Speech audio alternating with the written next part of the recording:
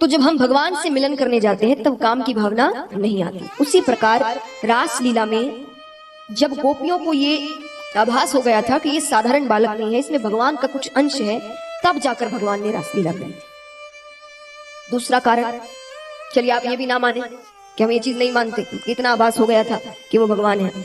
दूसरा कारण, यहाँ कितने भक्त जानते हैं कि जब भगवान ने रास लीला करी उनकी उम्र कितनी थी? 6-7 साल की उम्र थी। 5 साल तक वो गोकुल में रहे थे, फिर वृंदावन आए। वृंदावन में आकर उन्होंने रास लीला करी। वृंदावन में वो कुछ वर्ष रहते हैं, तो 6-7-8 साल तक। फिर वो मथुरा क्योंकि चले जाते हैं, तो 6-7 ज्यादा से ज्यादा 8, 6-7 साल का बालक है। गोपियों की उम्र कितनी थी? कोई बता सकता? गोपियों की उम्र कितनी थी? गोपियां यशोदा मैया की उम्र की थी। एक 6-7 साल का बालक अपनी माता की उम्र की महिलाओं के साथ अगर नृत्य कर रहे हैं, उसमें काम, गलत भावनाएं कहाँ हैं? छोटा सा बालक है। ये भी आप नहीं मानते अगर कि हम उम्र नहीं मानते भगवान की, क्योंकि वो तो भगवान है, उन्हें उम्र से क्या लेना देना है कि नहीं। चलिए तीसरा कारण मैं आपको देती हूँ। जब भगवान रास लीला करना आरंभ करने वाले थे तब वहां पर कामदेव आते हैं, आकर कहते हैं कि मुझे आपसे युद्ध करना है। युद्ध यानी वो अस्त्र शस्त्र वाले युद्ध नहीं। कामदेव से युद्ध क्या होता है कि वो अपने काम के बाण चलाएंगे।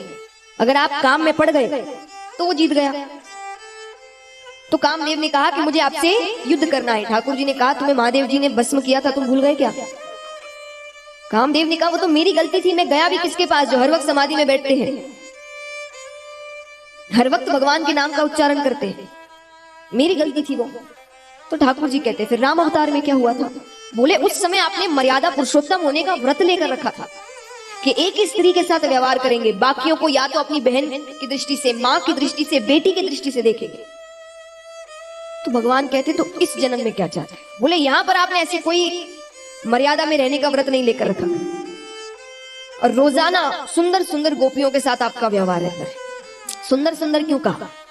एक बात बताइए, अगर हम किसी को बहुत सुंदर कहते हैं, बहुत सुंदर यानी सबसे सुंदर, तो उसे क्या नाम देते हैं हम? सबसे सुंदर अगर कोई है तो उसे क्या नाम दिया जाता है? बताइए जोर से। अप्सरा। क्या कहते हैं उन्हें? अप्सरा। सबसे सुंदर होती है अप्सरा। वो कहां रहती है? स्वर्गलोक में। तो सबसे सुंदर अगर किसी को कहा जाए तो कहते हैं अप्सरा। स्वर्गलोक में जितनी अप्सराएं हैं, एक नहीं, जितनी अप्सराएं हैं उन सब की सुंदरता अगर आप मिलाते हो तब जाकर ब्रज की एक गोपी बनती है। ब्रज की गोपियां इतनी सुंदर थी। तो कामदेव कहते हैं कि इतनी सुंदर सुंदर स्त्रियों के साथ आपका रोज का व्यवहार है, अब मैं जीत जाऊंगा। और शरद पूर्णिमा की रात है, सब कुछ मेरे हिसाब से। भगवान कहते कर लो कोशिश। कामदेव ने अपने कितने बाण चलाए, सारे विफल गए। अंत में कामदेव अपने घुटने टेक देता है, नतमस्तक हो जाता है भगवान के साथ। तो महाराज यहां पर हमें पता चलता है कि रास लीला में काम नहीं है। और इतनी बातें मैंने आपसे कही है सिर्फ एक चीज के लिए कही है, क्योंकि हम कई बार इस रास लीला शब्द को गलत वाक्यों में इसका प्रयोग करते हैं। ना करें ऐसा। जिस भगवान को हम पूजते हैं ये उन्हीं की लीला है।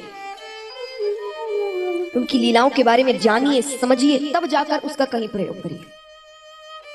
कितने यहाँ पर है जो आज के बाद किसी भी गलत वाक्य में इस शब्द का प्रयोग नहीं करेंगे। ऐसा आप मुझे अगर वचन देते हो आज, तो मैं मानूं कि मैंने जो इतनी बातें आपसे कही वो शायद कहीं ना कहीं सफल होगी। कितने ऐसे हैं जो ये मुझे वचन देंगे इस रास लीला का शब्द कभी कभी किसी गलत वाक्य में इसका प्रयोग नहीं करेंगे? जो वचन देते हैं हाथ उठाना। धन्यवाद, बहुत बहुत धन्यवाद।